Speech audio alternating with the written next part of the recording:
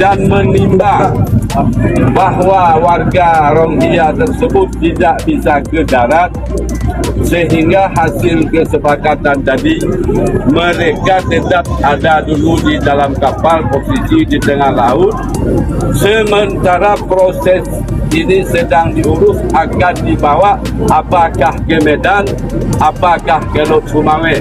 Apakah bapak-bapak setuju? Setuju. Bapak-bapak dari UNHCR meminta mereka untuk dibawa keluar, yang sakit berobat,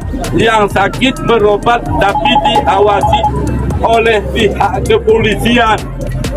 Mereka bertanggung jawab. Apakah bapak-bapak, ibu-ibu setuju? Tidak. Untuk berobat? Tidak. Kalau tidak, nanti kami akan sampaikan kembali. Cuman perlu kita ingat, kalaukah kita tidak ingin mereka mati, yang dia minta hanya untuk yang sakit itu, kalau ada yang sakit. Karena nanti Pak Kabaop akan mendampingi petugas-petugas kesehatan, betul-betul akan melihat yang sakit. Dan yang sakit pun belum tentu juga diobat di Labuan Haji. Apakah nanti dia bawa ke tempat luar? Yang penting mereka ada yang bertanggung jawab. Kalau seandainya dibawa berobat bukan ke Labuan Haji, ke tempat luar, apakah bapak-bapak setuju? Ya. Ke tempat luar? Ke rumah sakit tempat luar?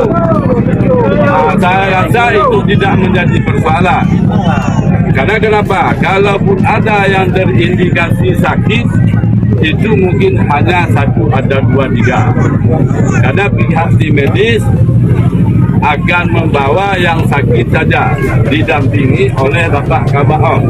Karena Bapak Kabaop tahu juga apakah mereka sakit atau tidak. Saya rasa pertimbangan itu tidak mungkin menjadi keberatan kepada kita.